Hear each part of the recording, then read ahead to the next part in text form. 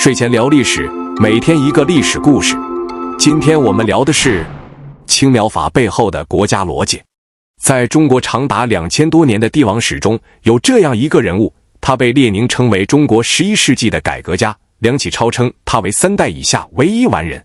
而在南宋以后的800多年里，他却长期背负着祸国殃民的骂名，甚至有人把北宋的灭亡直接归咎于他。这个人就是王安石。关于王安石，教科书里常说他是为了富国强兵，是封建时代难得的改革者。但如果我们剥离掉后世的道德评价，单纯从国家治理和财政逻辑的角度去重新审视那场轰轰烈烈的西宁变法，你会发现一个非常令人困惑的矛盾。王安石，他到底是一个不切实际的理想主义者，还是一个冷酷无情的极端现实主义者？今天我们就以变法中最核心、正义最大，也是最能体现王安石治国逻辑的青苗法为切口，去剖析这背后的国家逻辑。这是一个关于金钱、权力、人性与国家机器博弈的故事。第一部分，帝国的困局与变法的原点。把时钟拨回到公元1069年，北宋熙宁2年。此时的宋朝虽然经济繁荣，堪称当时世界的 GDP 之王，但在这个繁华的表象下，大宋朝廷正面临着一场巨大的财政危机。我们常说宋朝积贫积弱，这个贫字不是说老百姓穷，而是说国家穷，中央财政穷。为什么穷？因为3冗：冗官、冗兵、冗费。宋朝为了防止武将造反，养了庞大的军队；为了防止文官结党，设置了重叠的官僚机构。这就好比一家公司，它的安保部门和行政部门占据了90%的开支，但这公司在市场上却完全没有竞争力，打起仗来，也就是面对辽国和西夏屡战屡败。宋神宗赵顼即位时，面对的就是这么一个烂摊子。这位年轻的皇帝不想混日子，他想收复燕云16州，他想雪耻，但他打开国库一看，空的。这时候王安石出现了。王安石对皇帝说了一句非常关键的话，这句话奠定了整个变法的基调。他说：民不加赋而国用足。意思就是陛下您放心，我不需要增加老百姓的税收，我就能让国库充盈，让您有钱去打仗。这听起来简直像魔术一样。在传统的儒家观念里，财富的总量是固定的，所谓财不在官，则在民，国家想多拿钱，老百姓就得少拿钱。司马光就是这么认为的，所以司马光坚决反对变法，他觉得王安石这是在玩弄诡辩，最后肯定是从老百姓嘴里抢食。但王安石不这么认为，王安石的这套逻辑其实非常具备现代金融思维的雏形。他认为国家可以通过理财，通过经营，通过介入市场分配，把蛋糕做大，或者把原本流向中间商的利润转移到国家手里。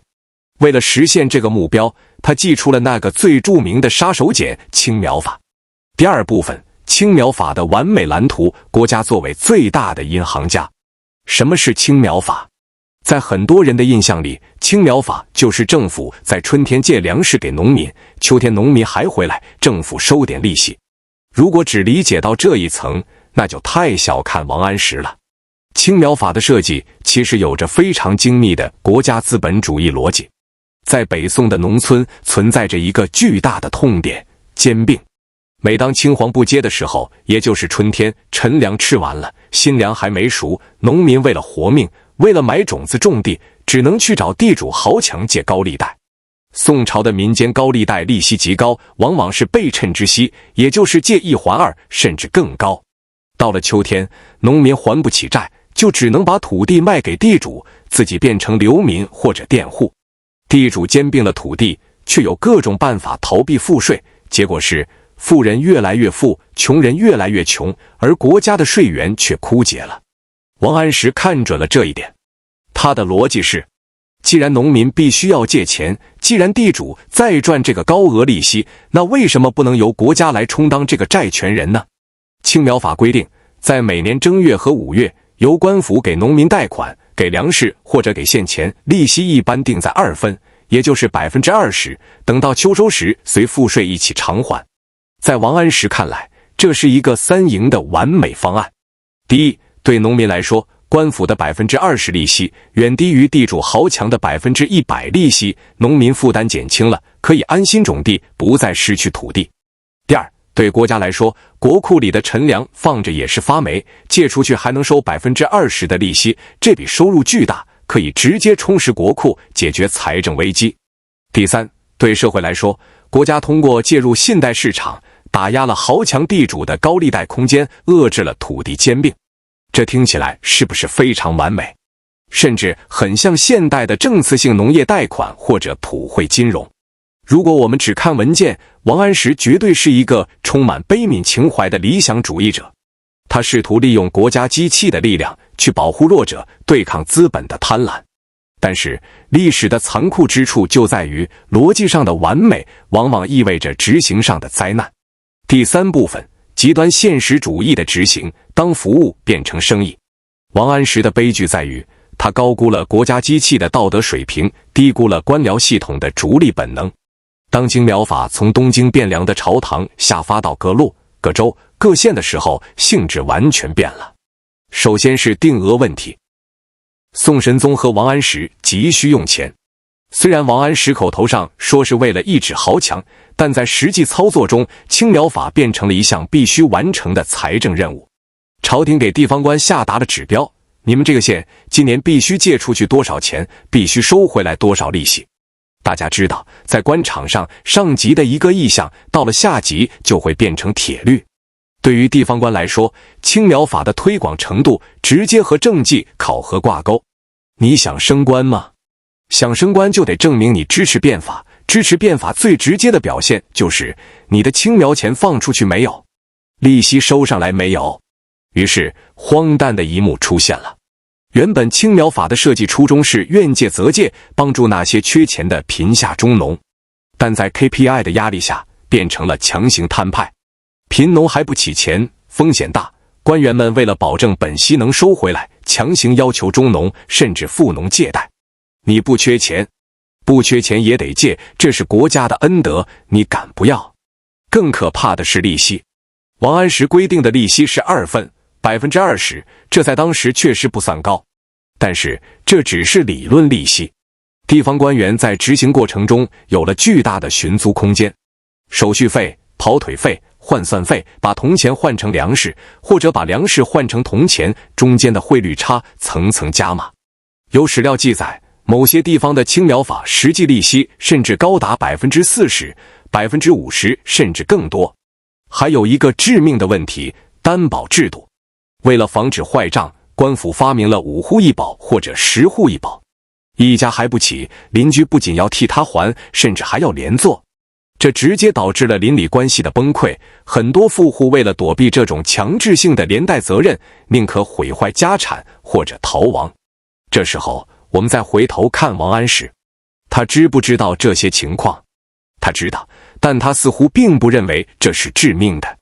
在这里，王安石展现了他极端现实主义的一面，甚至可以说是一种国家主义的冷酷。在王安石的逻辑里，国家的财政安全是第一位的。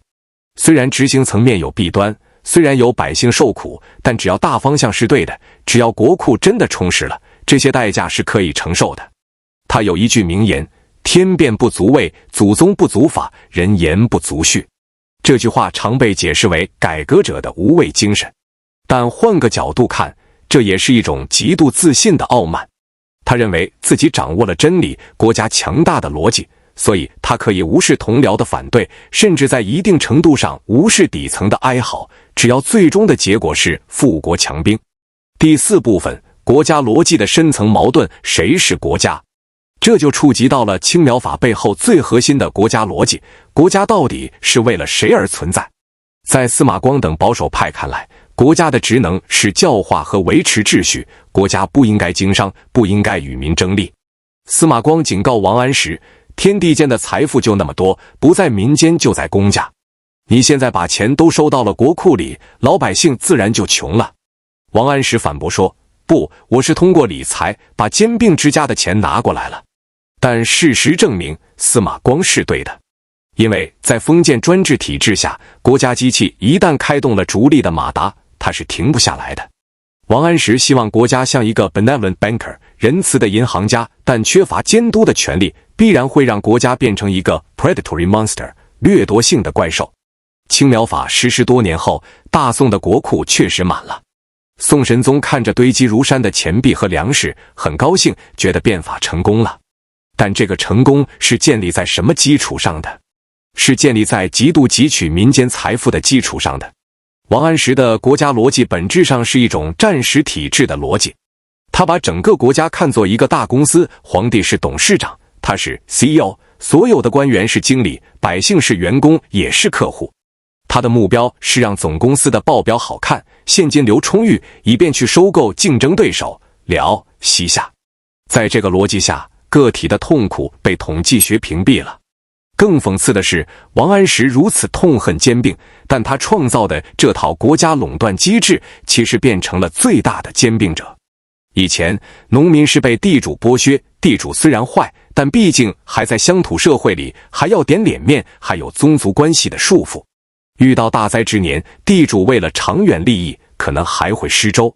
现在，农民直接面对的是冷冰冰的、没有面孔的庞大官僚机器。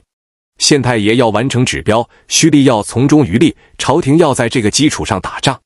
这个机器一旦启动，比地主更贪婪，更没有底线。第5部分，理想与现实的错位，王安石的孤独。那么，回到我们最初的问题，王安石是理想主义者还是极端现实主义者？我的答案是，他是一个试图用极端现实主义手段来实现儒家理想主义目标的矛盾体。说他是理想主义者，是因为他的终极目标依然是儒家的尧舜之治。他真心实意地想通过制度设计抑制豪强，拯救苍生，重振大宋国威。他个人私德极好，不纳妾，不爱财，生活简朴，这在中国历史上的一品大员中几乎是凤毛麟角。他不是奸臣，他甚至可以说是圣人。说他是极端现实主义者，是因为他迷信制度和权力的力量。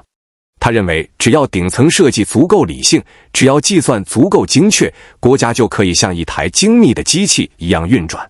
他忽视了人性的复杂，忽视了官僚集团的内生腐败逻辑。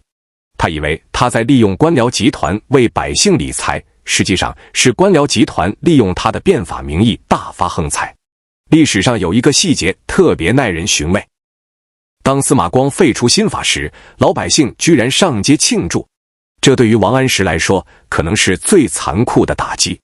他一心想为之谋福利的民，并没有站在他这一边。为什么？因为对于老百姓来说，地主的剥削是看得见的、具体的，而国家逻辑下的剥削虽然打着利民的旗号，但在这个庞大的传导机制中落到每个人头上，往往变成了更加不可控的灾难。结语：青苗法的现代回响。王安石变法失败了，他在一片骂声中孤独地死在江宁。宋朝最终也没有因为变法而复兴，反而在不断的党争中走向了衰亡。后来到了宋徽宗时期，蔡京等人打着少数王安石的旗号，把变法彻底变成了敛财的工具，加速了北宋的灭亡。这恐怕是王安石最不愿意看到的结局。但是站在今天，我们很难去苛责王安石，因为他面对的难题是一个超越时代的难题。一个庞大的农业帝国如何在不增加底层负担的情况下实现财政的集权与现代化？国家权力如何在宏观调控与民争力之间找到平衡点？如何防止好的政策在执行层面发生异化？这些问题，即便是在1000年后的今天，依然考验着全世界的治理者。王安石不仅是宋朝的王安石，他的青苗法是他那个时代最天才也最危险的社会实验。他看到了国家能力的必要性，但他忘了，如果国家能力缺乏约束，它本身就会成为最大的风险。他想做那个擎着火把走出黑暗的人，但他点燃的火把最终不仅烧伤了对手，也烧伤了他想保护的人民，甚至烧毁了他寄予厚望的王朝。或许这就是王安石作为改革者最大的悲剧，也是历史留给我们最深刻的教训。感谢观看本期时光 Glimmers。 如果你也想拾起这段历史的碎片，请在评论区告诉我。我是每天一个历史故事，我们下期见。